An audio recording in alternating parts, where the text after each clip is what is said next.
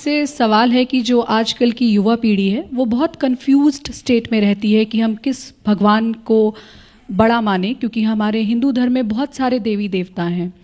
क्या गणेश भगवान सबसे बड़े हैं, शंकर भगवान सबसे बड़े हैं, हनुमान जी सबसे बड़े हैं? तो ऐसी युवा पीढ़ी को आप क्या संदेश देना चाहेंगे? बहन जी, एक दुकान में एक आदमी गहना खरीदने गया तो उसने गोल्ड की रिंग भी खरीदी, ब्रेसलेट भी गोल्ड का खरीदा, मंगलसूत्र भी गोल्ड का खरीदा और अंगूठी भी गोल्ड की खरीदी। और चारों उस दुकानदार ने रखी तो उसने क्वेश्चन किया, बड़ा सोना कौन सा है? उसमें कोई भी बड़ा नहीं है, सब समान है। मिट्टी का बर्तन कुल्हड़ भी बनता है, मिट्टी की थाली भी बनती है, मिट्टी का मटका भी बनता है, सोने का कर्णफूल भी बनता है और सोने का ब्रेसलेट भी बनता है, पर सोना तो सोना ही होता है, मिट्टी तो मिट्टी ही होती है। वैसे ही आप चाहे कृष्ण की पूजा करो, भगवान राम की पूजा करो, श्री राधा रानी जी की पूजा करो, या फिर आप हनुमान जी की पूजा करो या शिव की पूजा करो, बरगद की किसी भी टहनी पर चढ़ना प्रारंभ कर दो, पहुंचोगे तो बरगद पर ही। ऐसे ही किसी भी परमात्मा को पकड़ लो, पहुंचोगे परमात्मा। लेकिन ये कहते हैं ना कि महादेव तो देवों के देव हैं। वो देवों के देव क्योंकि इनके घर में सब लोग पूजे हैं, बाकी देवताओं के एक ही दो पीढ़ी पूज पाई, इनका पूरा खानदान पूजता है। शंकर जी का, महादेव का पूछो कैसे? अब शंकर जी पूज रहे स्वयं, इनकी धर्मपत्नी पार्वती माता पूज ही रही। अच्छा चलो ठीक है, पार्वती जी तो बहुत से देवताओं की दोनों लोग जोड़ी से पूज रहे, इनके पुत्र भी पूज रहे, गणेश, कार्तिकेय, चलो बहुत लोगों के पुत्र भी पूज रहे। नहीं, इनकी बहुएं भी पूज रही, रिद्धि सिद्धि, इनके नाती पोता भी पूज रहे, शुभ लाभ। इसलिए बाकी सब देव हैं, ये महादेव हैं। आपकी अदालत में अगला हिस्सा। बहुत सारे लोगों का आरोप है, आप कहते हैं कि भारत बटा, हिंदू घटा, हिंदू डर गया, हिंदू को डराया जा रहा है। कौन डरा रहा है? हम डराते हैं या जगाते हैं? हम हिंदुओं को बचाना चाहते। 6 राज्यों में अल्पसंख्यक हो गए हिंदू, बेटियों को काटा जा रहा, चुप है हिंदू। हिंदुओं पर अत्याचार लगातार हो रहा है, रामचरितमानस को जला रहे, वो भी हिंदू है, लेकिन अहित हिंदू का हो रहा।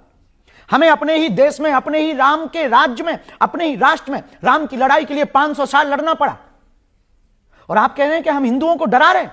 22% था पाकिस्तान में हिंदू, 2% बचा। Mauritius, Suriname, Fiji, Indonesia, Cambodia, Bhutan, लगातार हिंदू घट रहा। आपके भारत में ही पश्चिम बंगाल में पलायन पर मजबूर है हिंदू, और सब चुप हैं।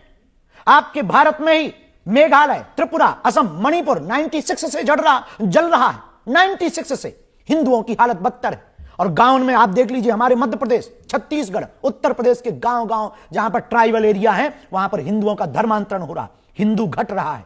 और हम कह रहे हैं कि हम हिंदुओं को नाम पर डराते हैं। डरा नहीं रहे, हम जगा रहे हैं। देश में सबको रहने का अधिकार है, पर धर्मांतरण का अधिकार संविधान में नहीं लिखा है। धर्मांतरण एक सबसे बड़ा इस देश में स्कैम है। छांगुर नाम के बाबा का नाम सुना आप ही लोगों ने न्यूज सुनाई, दिखाई हमें, वो क्या है? वो बचा रहा था हिंदुओं को, वो हिंदुओं को हालत क्या कर रहा था। एक छांगुर बाबा आया, 4000 हिंदुओं को मुसलमान बना गया, और हम हिंदू को बचा लें तो हम इस देश में द्रोही होते, हम इस देश में धमकी देने वाले हो जाते, हम इस देश में दंगा फैलाने वाले हो जाते। हम पर आरोप लगाए जाते हैं कि बाबा अमीर है, हम पर आरोप लगाए जाते हैं कि बाबा ऐसा है, हम पर आरोप लगाए जाते हैं बाबा ऐसा है, बाबा तो फलानी पार्टी का है, हम पर आरोप लगाए जाते हैं, धमकियां दी जाती हैं, परिवार नहीं हमारा निकल पाता। आप कहते हैं हम डराते हैं? हमारे घर पर 3 बार हमले हुए, खुद पर जीवन में 6 बार हमले हुए, कितनी FIR हुई हमारे नाम पर, और आप कहते हैं हम हिंदुओं को डरा रहे हैं। इतना सह करके भी हमने मुस्कुराहट नहीं छोड़ी, इतना सह करके भी हमने लड़ना नहीं छोड़ा, इतने आरोप लगने के बाद भी अपना काम नहीं छोड़ा। इसके बावजूद भी हम गरीब हिंदुओं की बेटियों का इसीलिए विवाह कराते हैं ताकि हिंदू बच जाए। इसके बाद भी हम कन्या विवाह और अन्नपूर्णा इसीलिए चलाते हैं कि हिंदू बच जाए। इसके बावजूद भी हम दिन रात 18 घंटे मेहनत करके कथा करते हैं। जो दक्षिणा मिलती 1-1 रुपया ले जाते हैं कि अस्पताल बन जाए, और अस्पताल बने तो कोई भी हिंदू ईसाइयों के अस्पताल में जाकर के धर्मांतरण के चंगुल में न फंस जाए। और आप कहते हैं हम हिंदुओं को डरा। ये आरोपों से सिद्ध होता है, इन आरोपों से सिद्ध होता है कि इस देश में हिंदुत्व की बात करना गुनाह है। लेकिन एक बात हम कहते हैं, आई एम फाइटर, मरते दम तक हम लड़ेंगे हिंदुओं के लिए। मैं इस देश में सिपाही बन करके आया हूं हिंदुत्व के लिए, मरते दम तक लड़ूंगा। जितनी रातें काली हो जाएं, चाहे जितने, एक कोई लफड़ा होता हमारे धाम पर, तत्क्षण पूरे देश के लोग गालियां बकने लगते। हमारे धाम 8 किलोमीटर का धाम है, कोई भी दीवार गिर गई तुरंत बागेश्वर धाम से जोड़ दिया जाता।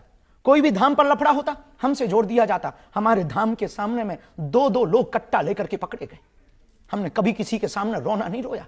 हमने आंखें, हमारी मां निकल नहीं पाती, हमारा भाई अकेला निकल नहीं पाता, लोग इतने लगे, धमकियां इतनी, फिर भी हमने कभी किसी के सामने रोना नहीं रोया कि लोगों को यह ना लगे कि हम डरपोक हैं, लोगों को यह ना लगे कि हम भयभीत हैं। यदि बलि चढ़ती हो तो चढ़ जाए, जितने आरोप लगने हो। विदेशों में हम जाते हैं, हमारे खिलाफ पर लोग मेल भेजते हैं, हमारे खिलाफ पर हमें अपने आप को वहां पर प्रस्तुत करना पड़ता है कि हम भैया हिंदुओं के पक्षधर हैं, मुसलमानों के विरोधी नहीं है। हमें अपने आप को सेटिस्फाइड करना, उनको प्रमाण पत्र अपना देना पड़ता है। सीता जी, मां सीता की तो एक ही बार परीक्षा हुई साहब, हमने तो इस देश में रोज परीक्षा दी है और रोज दे रहे हैं।